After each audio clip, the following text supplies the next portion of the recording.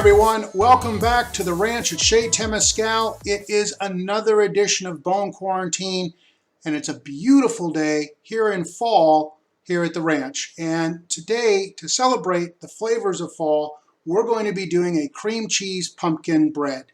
And it's fairly easy, straightforward to go through. It really goes together in 3 sections. It's really, really tasty, really delicious. So let's start with talking about the ingredients.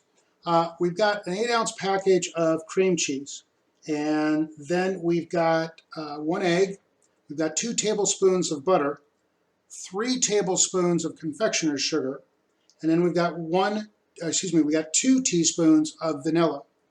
Then for our dry ingredients, we've got 2½ cups of all-purpose flour.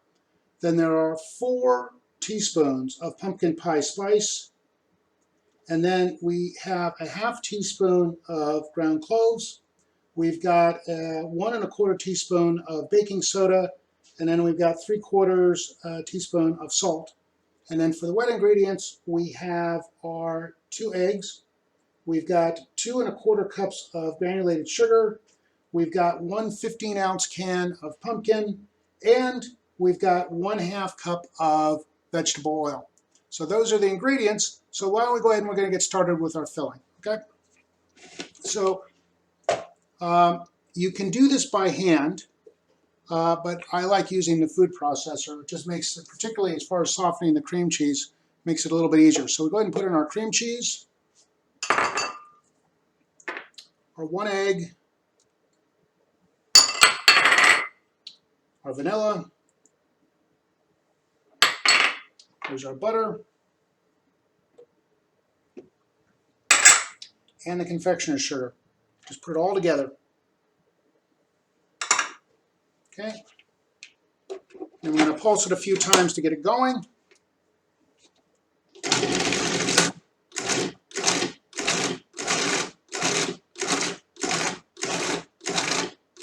And you want to get it to where it's smooth but not too runny. There it is. Let's see how we do. It looks pretty good. Okay, I'm going to transfer this to a bowl. Okay, so our filling is ready to go here, and I'm going to set it aside. Put the mixing bowl, the processor bowl back on, but for a moment I want to start with our dry ingredients. So we're going to pop this out of the way. So here's our flour. And to the flour, I'm going to add the pumpkin pie spice. There's the cloves. There's the baking soda. There's the salt. Just like that. And we'll just kind of give this just a little bit of a stir to kind of combine everything. Set that aside. Bring our processor back over. And again, processor just makes it a lot easier for me. You could do all this by hand, but it just seems to, for me, it's faster, and you just have to be careful just not to over mix or over process. So now we're going to go ahead and we're going to work on our wet ingredients.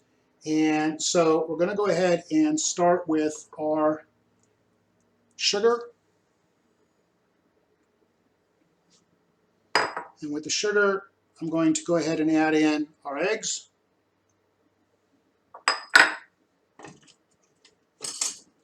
And then let's put in our pumpkin.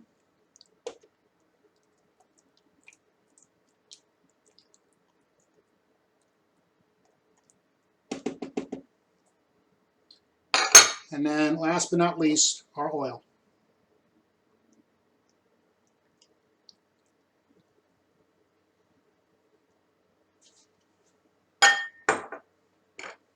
Okay, and then get this going with a few pulses.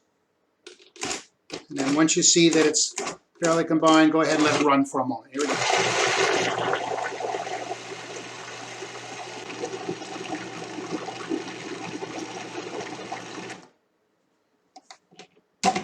Okay, this is looking pretty good.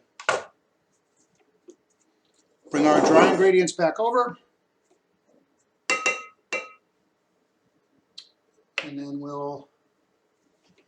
simply just take the wet ingredients and just dump them right on in.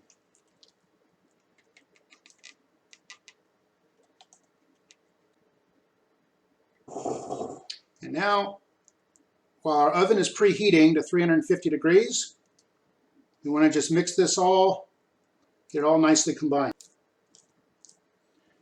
All right, I think we got this pretty well all mixed together. I don't see any other dry ingredients floating around, so that's good. And you can kind of see that this is really, it's really a thick and kind of sticky batter.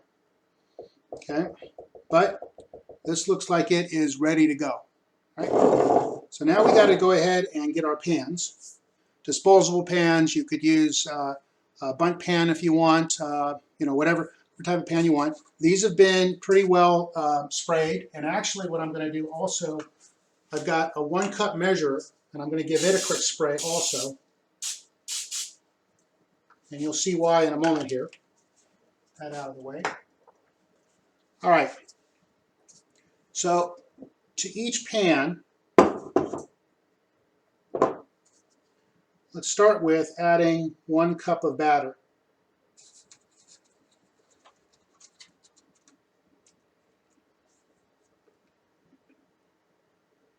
See, and with the vegetable or with the spray, helps it release from the measuring cup. Okay, get ourselves a nice layer there going. Do it again, get ourselves about another cup. Okay, and let's go ahead and put it into the other pan.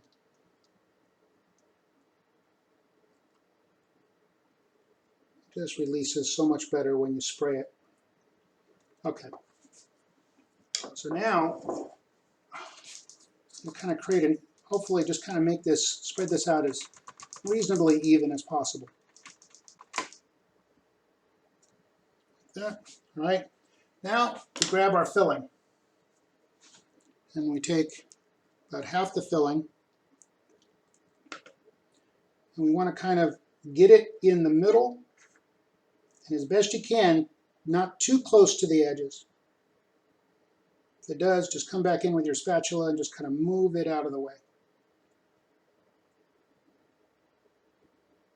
Just a little bit more here. So far, so good. Okay, now let's try with this one. Right here, start in the middle.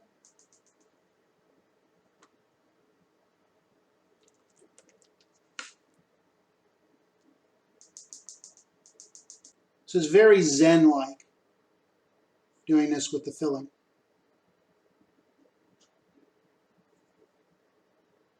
This is very, very relaxing. And again, if you get too close to the edge, not the end of the world. It's cool.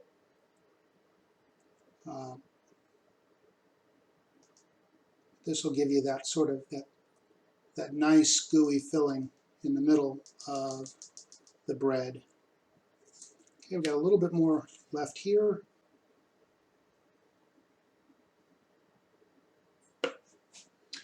All right, so those are now ready to be topped. So I'm going to get ourselves some more of our batter, and very carefully let it just fall on top. Just kind of let the batter fall on top of the filling.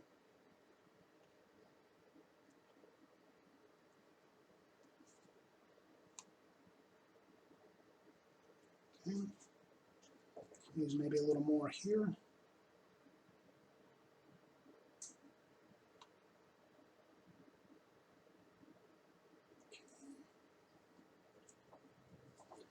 Let's do this one here.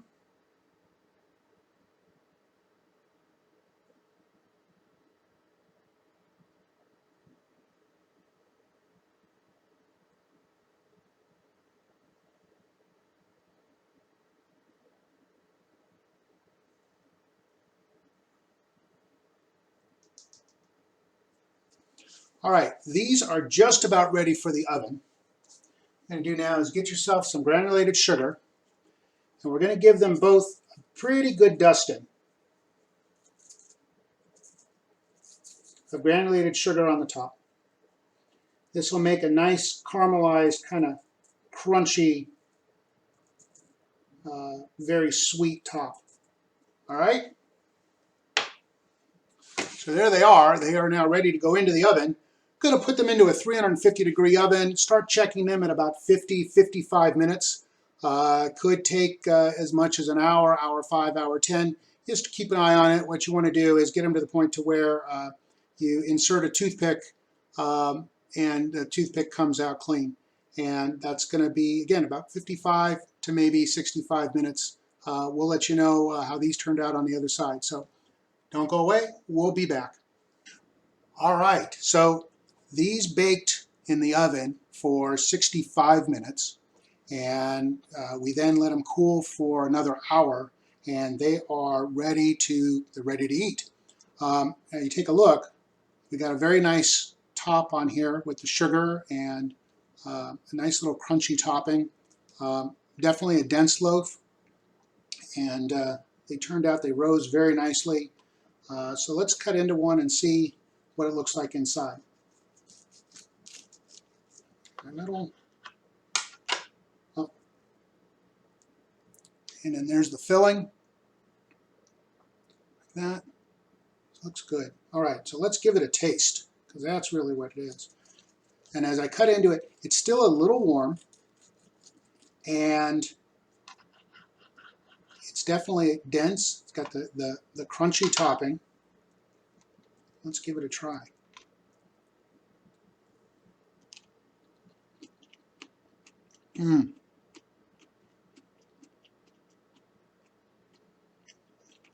This is sinful. This is really, really good. Pumpkin, the sugar and the vanilla in the filling, crunchy top. It's got a really nice crumb to it.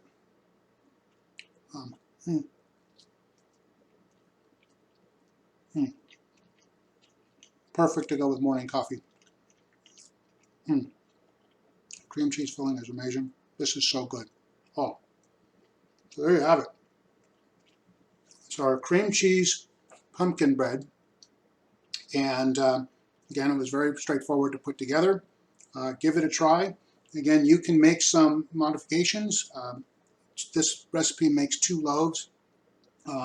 You could also use it and put it into a bundt pan if you wanted to, or maybe make it into muffins. So many different ways that you can make the recipe, but this is it. This is cream cheese pumpkin bread. It's really a lot of fun to put together. So as we're getting into Thanksgiving, we do have a lot to be thankful for. And one of the things that I think is really cool is that you've all been tuning in and watching these shows while we've just been having a blast putting them together. It's really been a lot of fun, and we're really looking forward to the holidays. So, and to being able to make more recipes for next year and to be able to share more with you. Keep your suggestions coming. Let us know. Tell people that you know to find our YouTube channel, to like and subscribe, and hopefully we can actually get this to be watched by more and more viewers. So until then, again, this is our cream cheese pumpkin bread recipe here at the ranch at Chez Temescal. It's been another edition of Bone Quarantine. Thanks so much for watching, and have an amazing day. Bye, everyone.